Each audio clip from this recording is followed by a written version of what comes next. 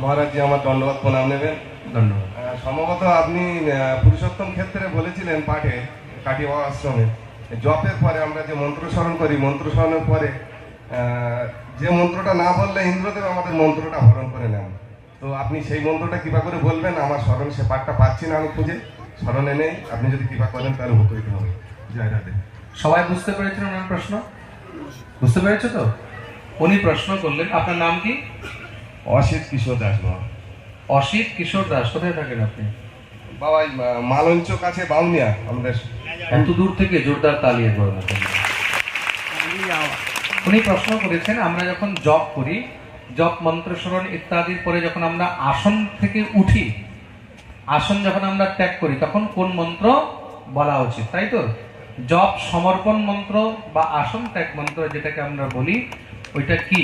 সবাই খুব মন দিয়ে শুনবে। খুব ছোট মন্ত্র, ওইটার নাম হলো ওং শক্রায় নমঃ। কি বলবে? ওং শক্রায় নমঃ। এইবার এটাকে দুই ভাবে নেওয়া হয়, এক ওং শক্রায় নমঃ, আর এক হলো শ্রী শক্রায় নমঃ। স্ত্রীগণ যত মারা রয়েছে, মারা যখন এই মন্ত্রটা বলবেন, তখন মারা ওং উচ্চারণ না করে কি বলবে? শ্রী শক্রায় নমঃ বলে আসনের নিচে একটু জল ছেড়ে দেবে পঞ্চপাত্র দিয়ে, ওই জলটাকে নিজের চোখের উপরে এইভাবে লাগিয়ে নেবে। বুঝতে পেরেছো সবাই? বুঝতে পেরেছো? চলো প্রেম সে বলো। আর